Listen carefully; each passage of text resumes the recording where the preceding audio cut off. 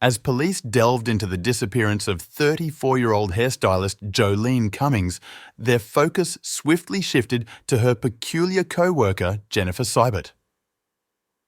Within a short time, detectives unearthed a literal blood trail connecting the 50-year-old Seibert to what appeared to be a gruesome murder. However, there was a twist. Seibert had been deceased since 1987. This marked just the beginning of a series of perplexing turns that would transform this case into one of Florida's most bizarre and unsettling criminal investigations. Welcome to our channel, where we unravel and explore the most enigmatic, chilling, and bewildering cases from across the globe. Before we delve into the details, our heartfelt thoughts and prayers go out to the loved ones of Jolene Cummings, who fell victim to the heinous actions of one woman. Now, let's journey to Fernandina Beach, Florida, a picturesque haven where the sun graces the shores of the Atlantic Ocean and sets over the serene waters of the Amelia River. Once inhabited by the Timucuan Indian tribe, Fernandina Beach boasts long stretches of pristine beaches, teeming wildlife, and a quaint historic seaport town. For many, it's an idyllic escape from the rigors of daily life, or in this instance, an escape from a shadowy and troubled past. In 2018, Jennifer Seibert, aged 50, sought a fresh beginning in Fernandina Beach, finding employment at a local hair salon named Tangles. It marked her fifth job in 6 months, and this time, Seibert hoped it would be enduring. She had spent years evading her past, concealing far too many ominous secrets. Among these secrets was the fate of 35-year-old Kimberly Kessler, who had vanished from Butler County, Pennsylvania in the mid-2000s. Despite 8 years passing before Kessler's family filed a missing persons report, not a single friend or relative knew her whereabouts. However, Seibert harbored the truth about Kessler's destiny, safeguarding it fiercely. Yet, trouble and suspicion seemed to shadow Seibert relentlessly.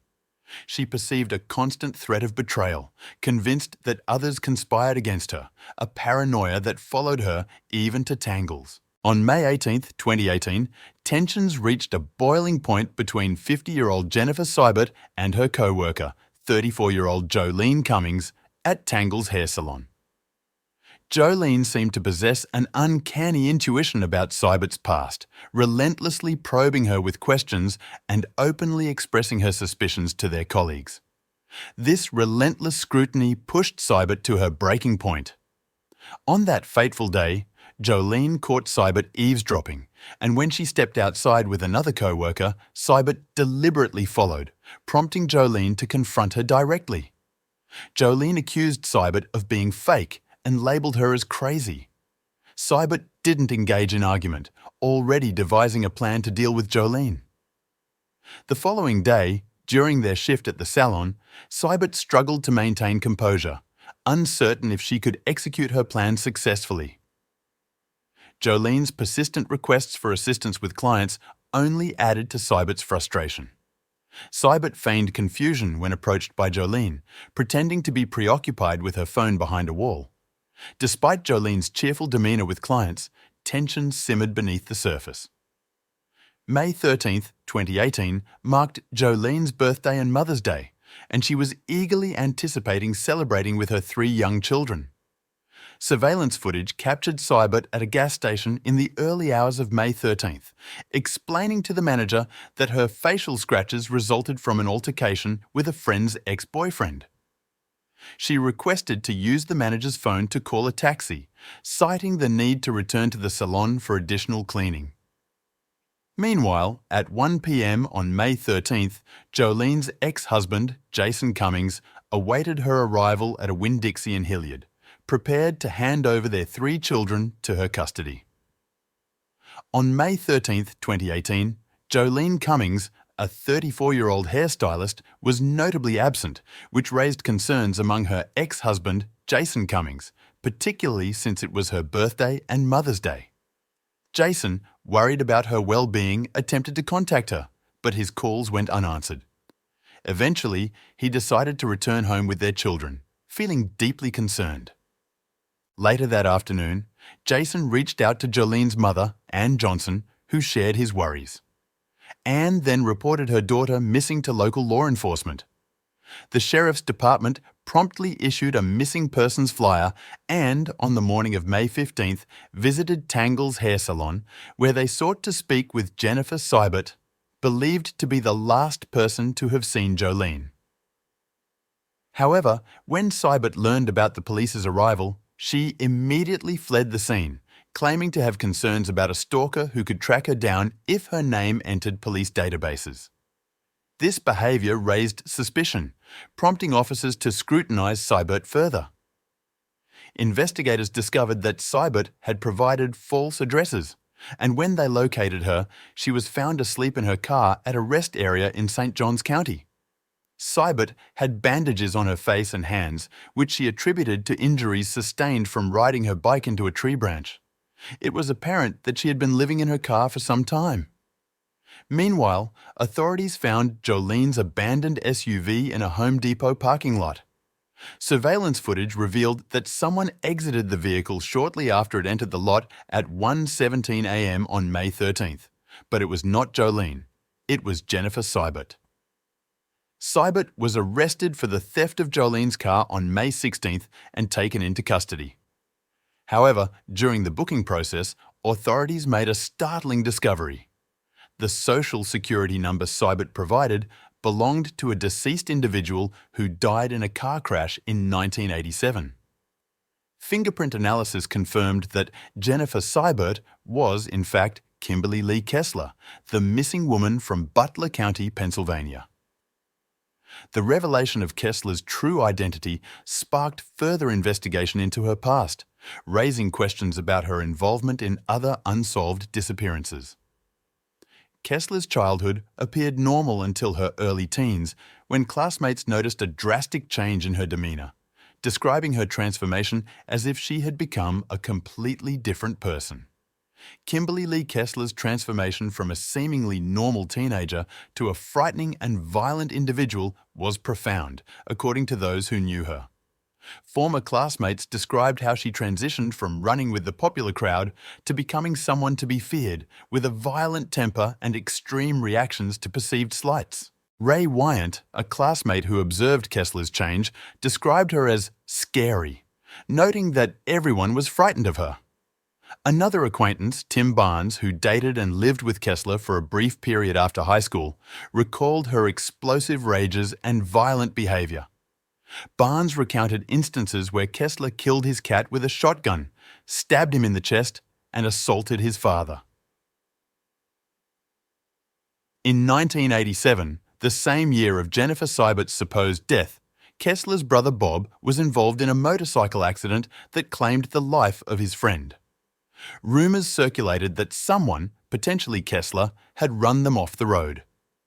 Around this time, Kessler began showing interest in using aliases, visiting graveyards to find names she could adopt as her own.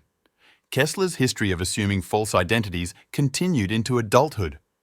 She married Xylon Lossie twice in the early 1990s under the alias Melissa McKernan. Later, she dated Tim Edwards, with whom she had a child. She used the name Miranda McKernan but listed Christina Brooks on their son's birth certificate, allegedly to conceal her whereabouts from her abusive family. However, Kessler also told her family that she needed to use fake names to evade her child's abusive father. In 1999, her son was taken into social services custody, prompting Kessler to visit their offices with a handgun in a failed attempt to retrieve him. Subsequently, she disappeared, and neither her ex-partners nor her son heard from her again. Kessler's erratic and violent behaviour, along with her propensity for adopting false identities, painted a disturbing picture of a troubled individual with a troubled past, leaving many to wonder about her potential involvement in other unsolved cases. Life after disappearing from Butler County in 2004 was marked by a pattern of transient living and adopting various identities for Kimberly Lee Kessler. During this time, she moved from state to state, taking on different jobs ranging from waitressing to stripping. Her acquaintances described her as odd, unable to hold a job, and often accused of theft. She was noted for her vindictiveness, with a tendency to retaliate against those who crossed her. Kessler's behavior became increasingly erratic over the years. She collected new identities and personas, displaying a chameleon-like ability to blend into different environments while engaging in scams, theft, and other criminal activities. One man she connected with on Facebook recounted how she impulsively drove from Florida to Texas to meet him for lunch, then proposed marriage within hours of meeting. Her extreme jealousy and fits of rage led one ex-partner to fear for his life, prompting him to involve the police and eventually leave town. In 2009, under the alias Jennifer Seibert, Kessler rented a room from a man in Clearwater. She accused him of breaking into her house and urinating on her bed before being evicted. Her behavior at work was described as bizarre, erratic, and secretive, with co-workers feeling that her history was fabricated. In 2014, while training at a Jacksonville hair academy, Kessler exhibited disturbing behavior, such as climbing into a cabinet and asking to keep a piece of sunburned skin. By 2018, Kessler had lived in numerous states, used multiple aliases, and mastered the art of identity theft and disguise. Her employment at Tangle's Hair Salon in Fernandina Beach was preceded by a brief stint at Woody's Barbecue, where her unusual behavior and eating habits raised concerns among co-workers.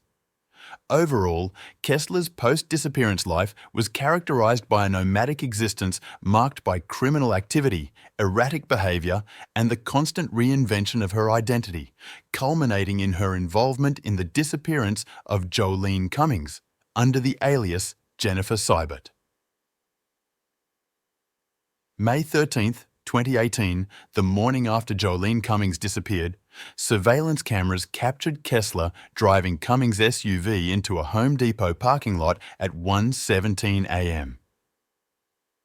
A few minutes later, Kessler was seen exiting the vehicle, not Cummings.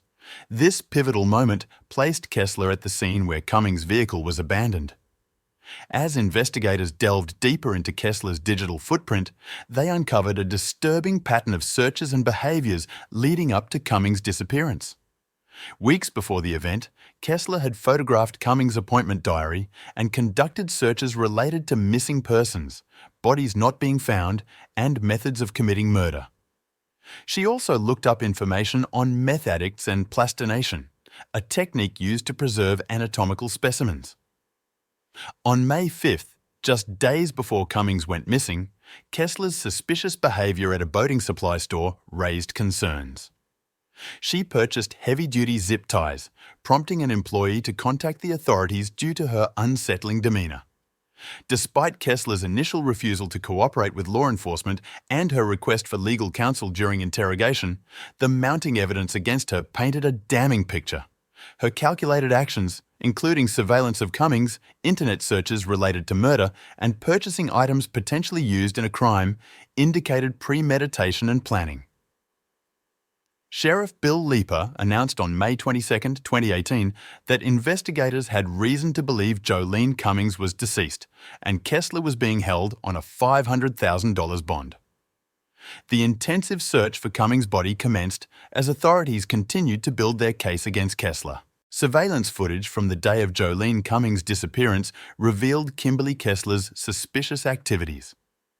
After driving Cummings' SUV to a Home Depot parking lot, Kessler was seen at a gas station calling a taxi with scratches on her face. She then returned to the salon where she worked.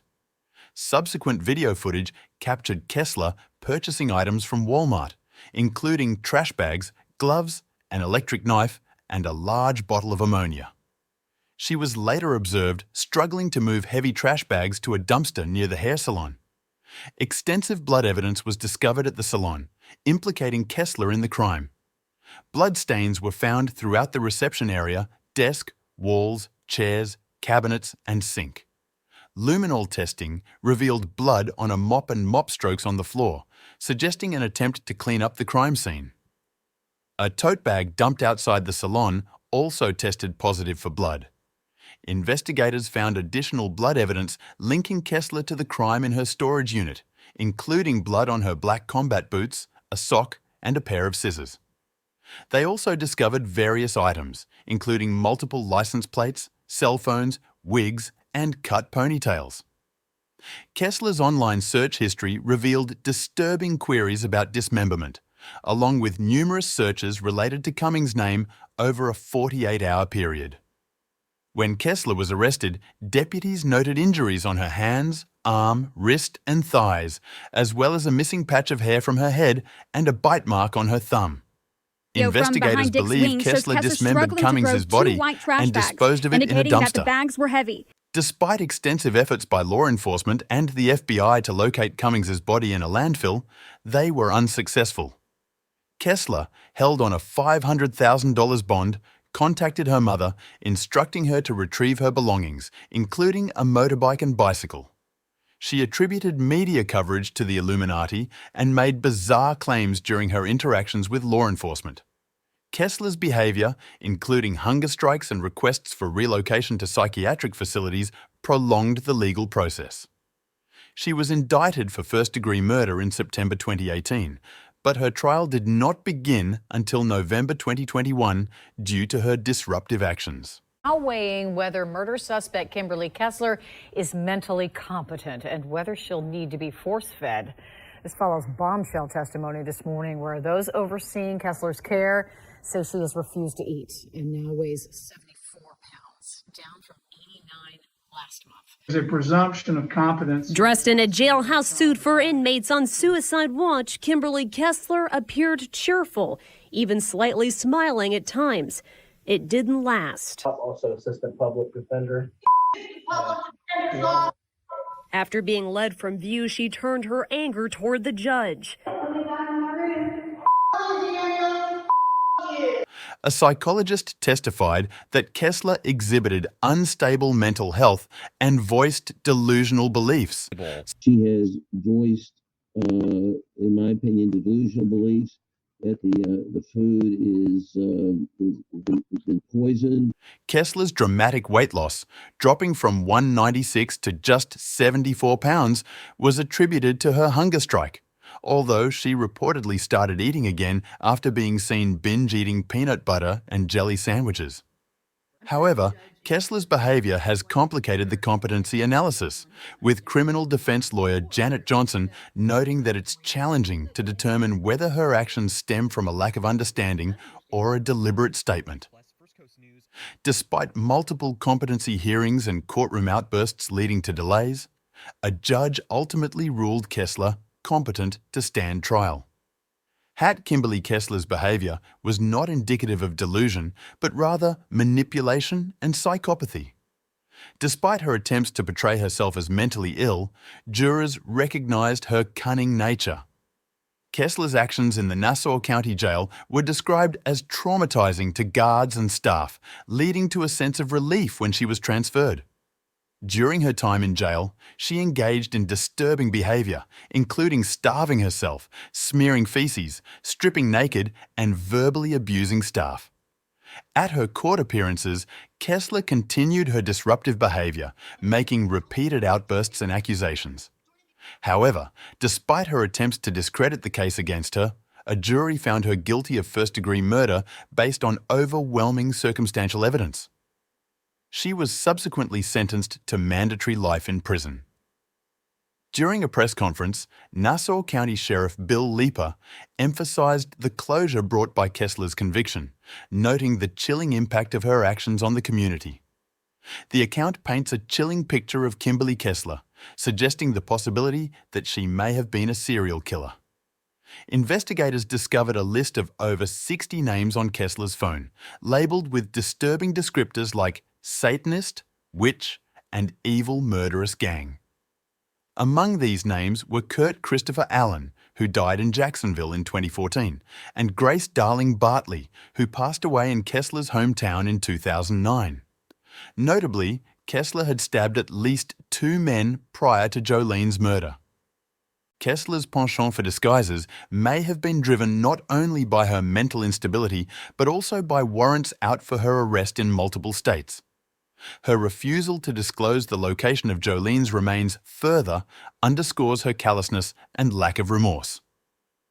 Jolene's tragic death not only robbed her family of a beloved daughter and mother, but also left them grappling with the agony of waiting for justice and closure. Anne Johnson, Jolene's mother, expressed the heartache of this prolonged ordeal, particularly for Jolene's 3 children. Ultimately, the story serves as a stark reminder of the darkness that can lurk within seemingly ordinary individuals and the devastating impact of their actions on innocent lives.